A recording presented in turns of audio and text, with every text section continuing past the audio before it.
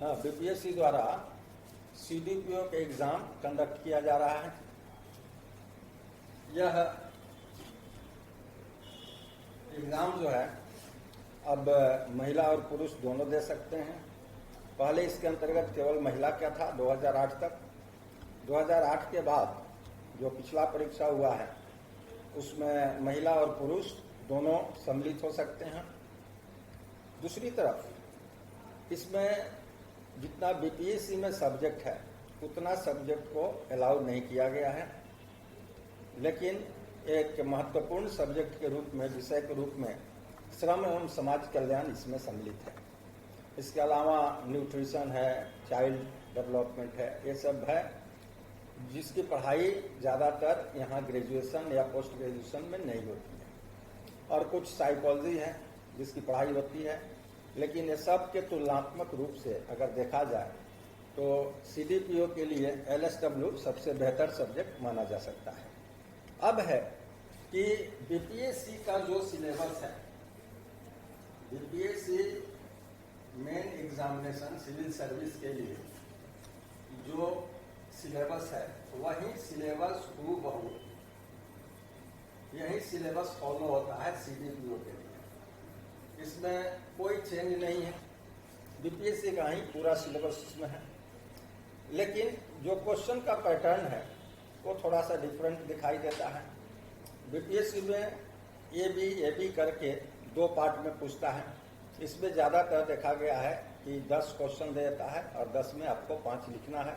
हो सकता है कि ए बी कर दे, इससे इसको हम लोग नज़रअंदाज नहीं कर सकते। फिर भी यह बीपीएससी से थोड़ा सा डिफरेंट क्वेश्चन का पैटर्न देख सकते हैं। अब है कि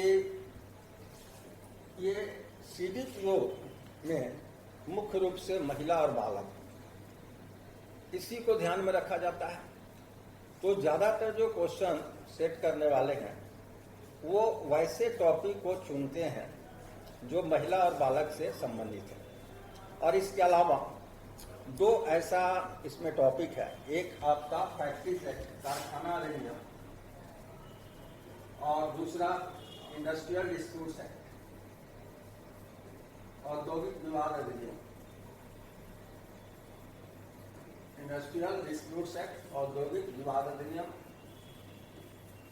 जिस पर ज्यादातर क्वेश्चन पूछा जाता है। तो ये 2 टॉपिक हमको ध्यान में रखना होगा, इसकी तैयारी करनी होगी। और उसके बाद वैसे एरिया को हम देखेंगे, ज़्यादा उस पर फोकस देंगे जिसमें महिला और बालक से संबंधित प्रावधान है। तो अब महिला और बालक से संबंधित प्रावधान वाला जो टॉपिक है उसको हम ज़्यादा फोकस करेंगे। उसमें कौन कौन सा टॉपिक है इसको ध्यान में रखना होगा कि महिला और बालक से संबंधित एक टॉपिक देखेंगे, समान पारिश्रमिक अधिनियम है, इक्वल रिम्यूनरेशन एक्ट, समान पारिश्रमिक अधिनियम। ये समान पारिश्रमिक अधिनियम जो बना वह महिला के साथ जो मजदूरी में भेदभाव हो रहा था, एक ही समान कार्य था और नियोजन की शर्त एवं दशाएं एक समान होती थी, फिर भी महिला को कम और पुरुष को ज़्यादा मजदूरी देने की जो परंपरा थी, जो एक तरह की भेदभाव जिसको कहते हैं, उसी भेदभाव को समाप्त करने के लिए ये समान पारिश्रमिक अधिनियम 1976 में पारित किया गया था। तो इसके केंद्र में महिला श्रमिक ही हैं या महिला कर्मचारी हैं। तो ये भी हम मानते हैं कि महिला से संबंधित प्रत्यक्ष रूप से है। इसके अलावा दूसरा हम लोग देखते हैं जिसमें बालक से संबंधित है, चाइल्ड एंड एडोलेसेंट लेबर।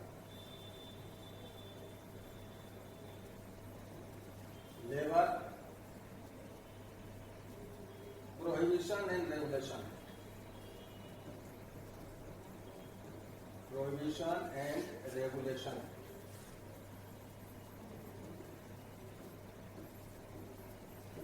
बाल एवं किशोर श्रमिक प्रतिषेध एवं विनियम अधिनियम, ये 1986 का कानून है। ये बालक से संबंधित है और आजकल 14 वर्ष से कम आयु के बालक को एम्प्लॉयमेंट को हम लोग रिस्ट्रिक्ट कर दिए हैं, प्रतिबंधित कर दिए हैं, नहीं कर सकते हैं।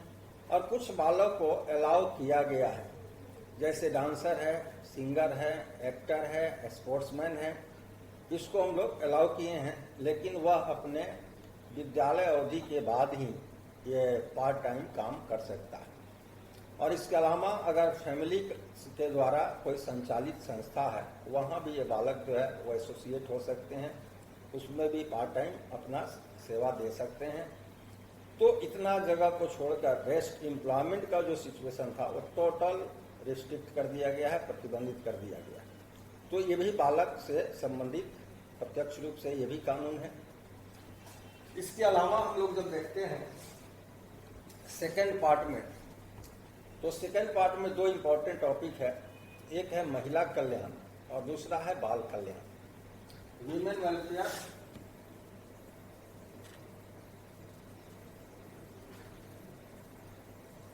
और दूसरा है चाइल्ड वेलफेयर।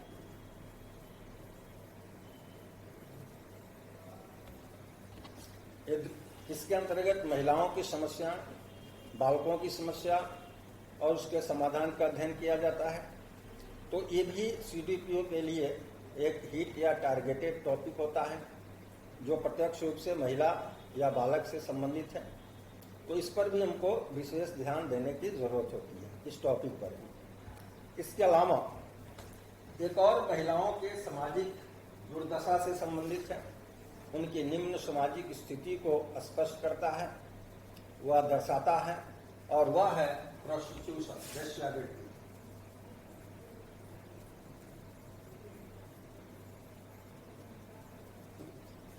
जो वेश्यावृत्ति का ट्रेडिशनल परंपरागत अवधारणा है, उसमें क्या है कि महिला एक वेश्या होती है या वेश्या के रूप में महिला काम करती है और वेश्यागामी के रूप में पुरुष होते हैं।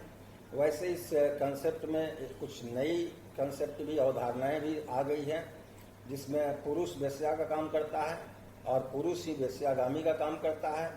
और एक जिगलो सिस्टम जो मेट्रोपॉलिटन सिटी में देखा जाता है, वहाँ क्या है कि पुरुष वेश्या का काम करता है और महिला वेश्यागामी का काम करती है। तो ये दोनों जो है वो रेयर फिनोमेना मानेंगे। इस तरह की वेश्यावृत्ति बहुत कम दिखाई देती है, लेकिन जो सामान्य वेश्यावृत्ति की अवधारणा होता है, जिसका विस्तार या स्प्रेड बहुत ज़्यादा दिखाई देगा, वह है कि महिला एक वेश्या है और पुरुष वेश्यागामी होता है। तो ये भी प्रत्यक्ष रूप से महिला से संबंधित ये भी टॉपिक है। तो ये हम लोग इस पर भी थोड़ा सा ज़्यादा फोकस करेंगे। और इसके अलावा ये हमारा ये सब टारगेटेड टॉपिक रहेगा, जिसको हम लोग विशेष रूप से ध्यान में रखेंगे। और जब सीडीपीओ के लिए तैयारी करेंगे तो इस सब टॉपिक को गहराई से हम लोग अध्ययन करेंगे। और इससे को रिलेटेड अगर जो कोई भी एरिया है, जैसे महिला कल्याण से संबंधित बिहार में जो योजनाएं हैं या केंद्र सरकार की योजनाएं हैं, बाल कल्याण से संबंधित जो योजनाएं हैं, चाहे केंद्रीय स्तर की योजना हो चाहे राजकीय स्तर की योजना है, वो सब पर हम लोग थोड़ा सा विशेष ध्यान देंगे। इसलिए कि सीडीपीओ में चूँकि महिला और बालक यही दो केंद्र में हैं, तो उससे रिलेटेड जो टॉपिक है उस पर क्वेश्चन सेटर का या जो प्रश्न पूछने की जो परंपरा है वो ज़्यादा दिखाई देती है, उस पर प्रश्न ज़्यादा पूछे जाते हैं। और जो अदर टॉपिक है उस पर प्रश्न की पूछने की तीव्रता जो है वो कम दिखाई देता है। अब है कि ये जो सिलेबस है वो बीपीएससी और सीडीपीओ वो दोनों का एक समान है, उसमें कोई अंतर नहीं है। लेकिन टारगेट के रूप में ये सब टॉपिक को हम लोग पहले टारगेट बनाएंगे और उसके बाद जो रेस्ट टॉपिक है उसको हम लोग पढ़ेंगे। एक और इम्पॉर्टेंट एरिया है जो सीडीपीओ में, उस पर भी क्वेश्चन पूछने की संभावना बहुत अधिक रहती है, वो है सामाजिक सुरक्षा, सोशल सिक्योरिटी। और इसी से कंसर्न एक जनरल सोशल सिक्योरिटी है और एक सोशल सिक्योरिटी इन बिहार है।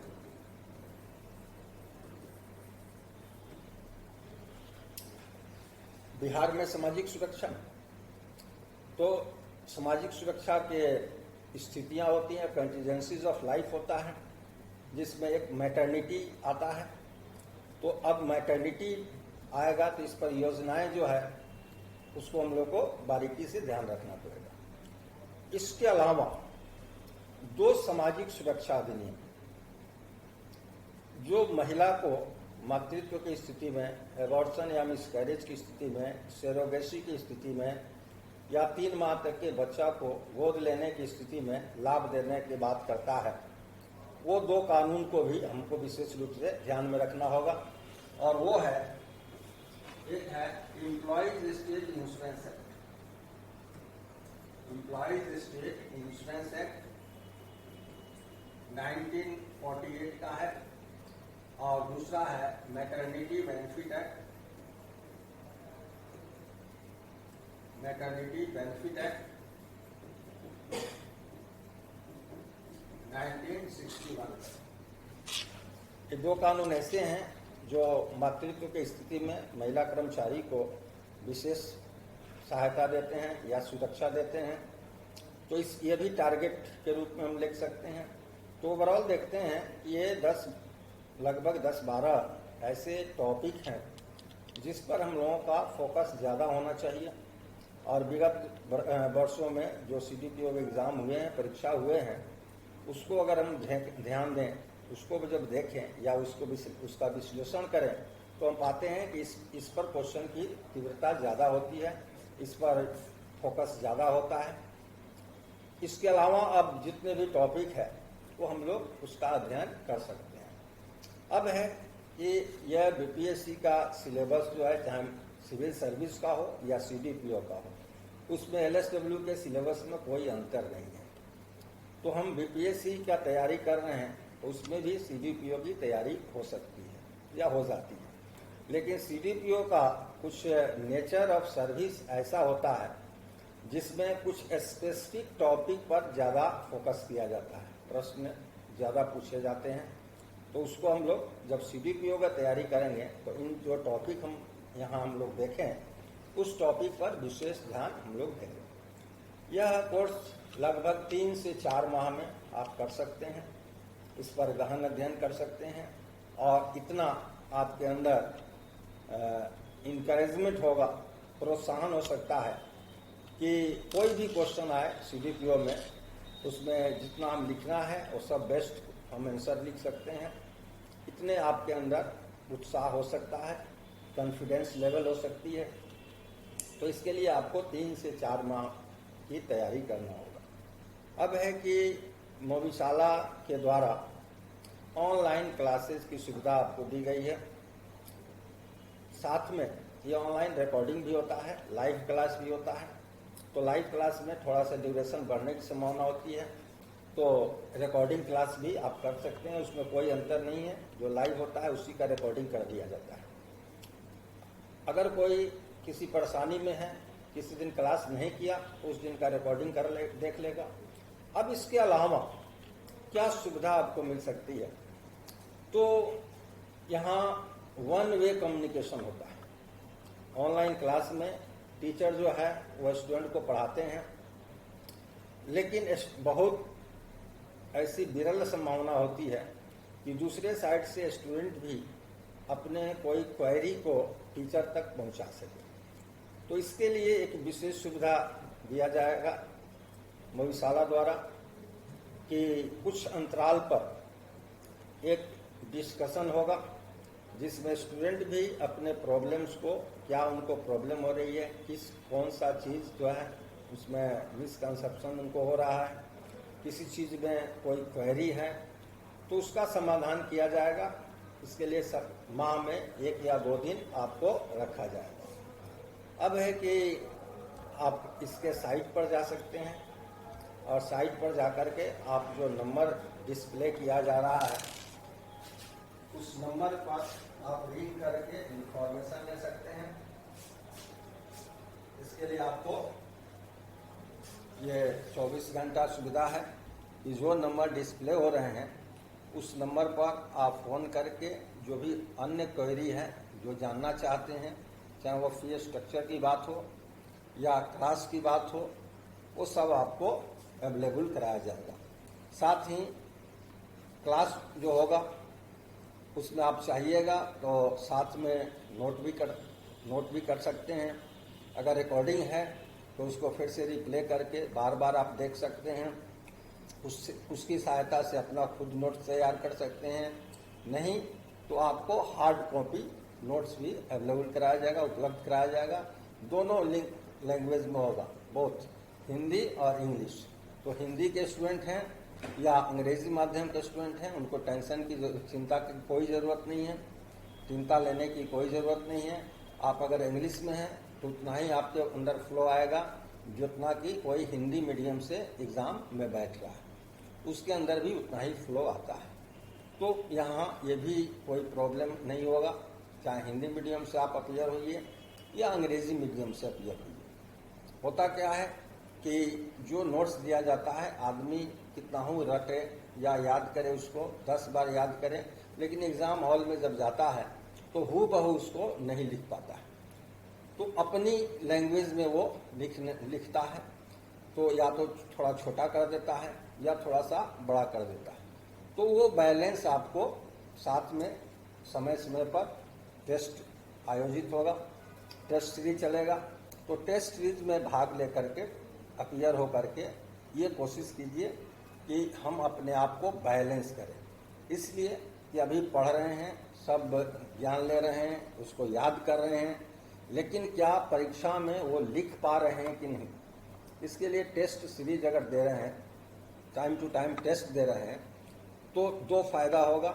एक फायदा कि जो एस्केप, दिमाग से उड़ने की प्रवृत्ति है, वो समाप्त हो जाती है। और दूसरा कि एक कानून का प्रावधान जो दूसरे कानून में चला जाता है, मिक्स होने की संभावना रहती है, वो मिश्रित होने की जो संभावना है वो भी समाप्त हो जाता है।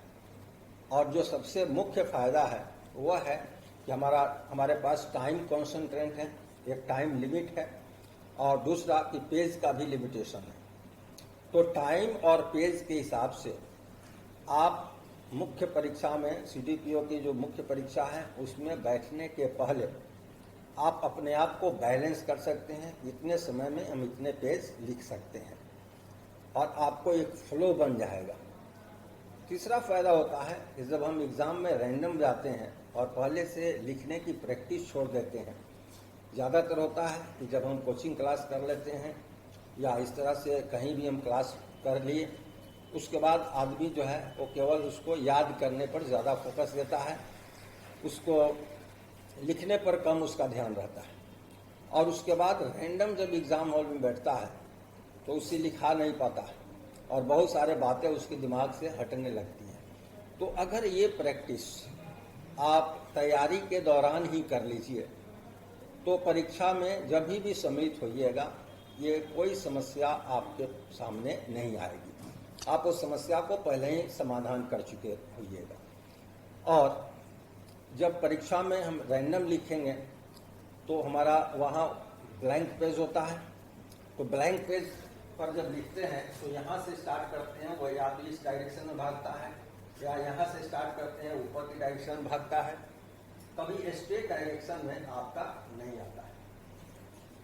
तो यहाँ अगर टेस्ट देने की प्रवृत्ति आप में बढ़ जाए और उसको ध्यान में रखिए, उसमें सम्मिलित होइए, तो वहाँ फायदा ये होगा कि आपका जो भी लाइनिंग होगा एकदम स्ट्रेट लाइनिंग होगा, आप सीधा लिख पाइएगा।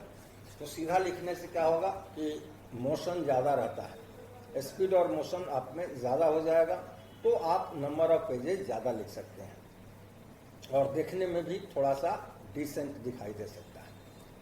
तो ये इस बात पर भी आपको ध्यान देना पड़ेगा कि हम जो भी तैयारी करें उसके जितने भी पहलू हो, चाहे विषय वस्तु का ज्ञान हो, चाहे लिखने की कला हो या प्रश्न को बैलेंस संतुलित करने की कला हो, ये सब आपको क्लास टेस्ट और जो डिस्कशन सेशन होगा इन सब से आपको फायदा होगा और वो सारे समस्याएं इन सब के द्वारा समाधान हो सकते हैं।